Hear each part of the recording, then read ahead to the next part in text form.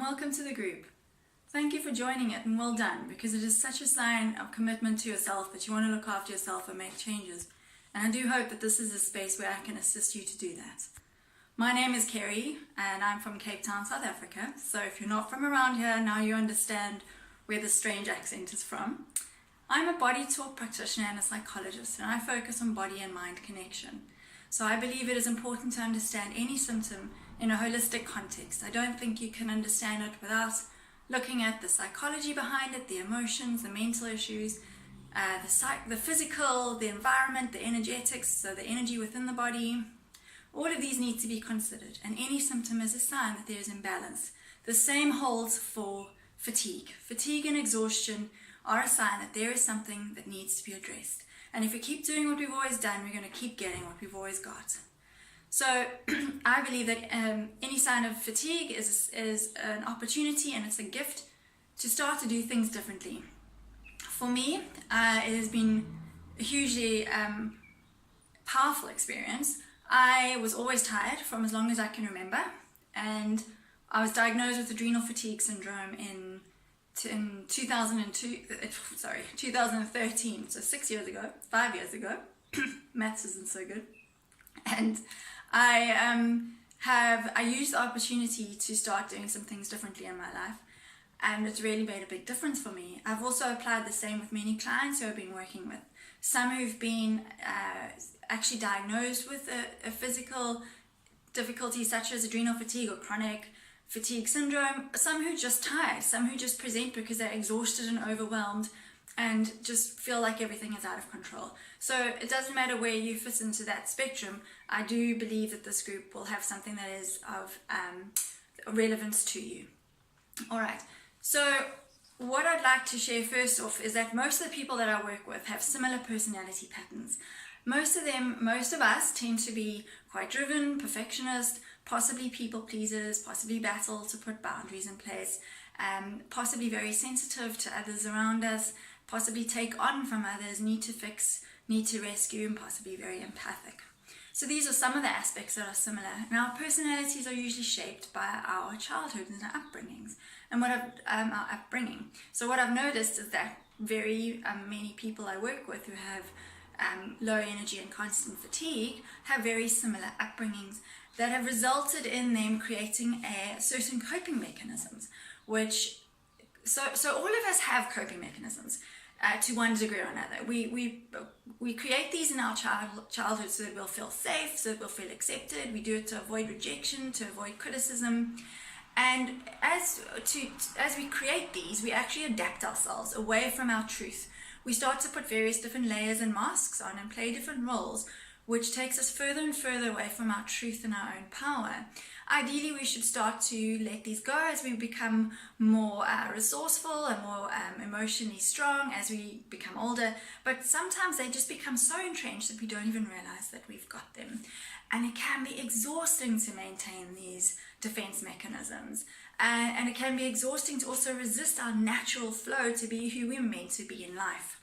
So the other thing that happens is that our bodies change as we, based on our perception of the world. So often people who have fatigue, their bodies have changed in a way that results in them not being able to use energy efficiently. They aren't able to assimilate nutrients from their foods because of the digestive difficulties. And there's often tension in the body. So often IBS, digestive difficulties, headaches, muscle tension, low libido, menstrual cycle issues, often related to fatigue, but it's got to do with the physical changes that happen as a result of the stress that cause the fatigue. And these are all linked to how we perceive and relate to the world in a way that makes us feel that we need to adapt ourselves to be safe, and therefore creates further stress. It's just exhausting to do.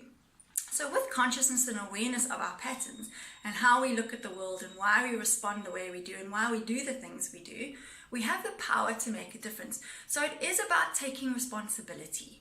And the bonus of this is that if I created these patterns in my life, I can change them. And this holds for all of us. So it can be hugely empowering.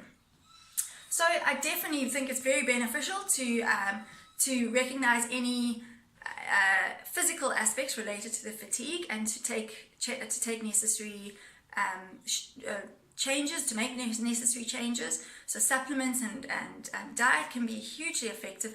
However, you're only addressing one aspect of the issue. You're not addressing what you're bringing that is creating more stress, that is making the body as depleted as it is, that it needs those supplements and the diet changes.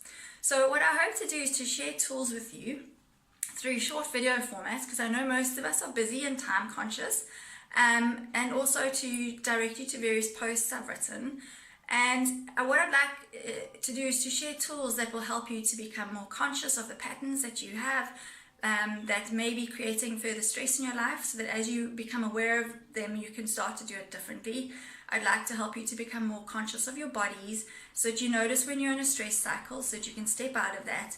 I'd like to help you to become more aware of your heart brain and gut brain. That is, to become more in tune with your intuition, to live from a place of truth and power, to find your purpose and to find your passion in life, which is what happens when we live from a heart space and not from a head space.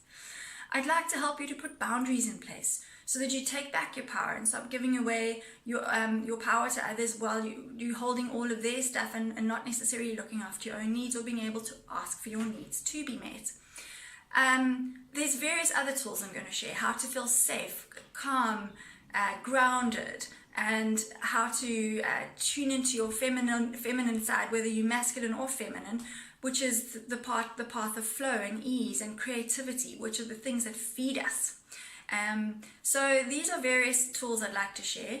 The tools won't work for all of you, and this is really important, because a huge aspect of what I'd like to share with you is that your intuition is really important. So I'd like you to tune into what works for you and trust that you are different and that you are unique. And so to be able to discover what works for you is then to be able to take ownership of that and to put that in place in your life. All right, I think that's it for now. I really would love you to please provide comments, feedback, ask questions below, so that I can know what it is that you're after and I can provide what it is you need.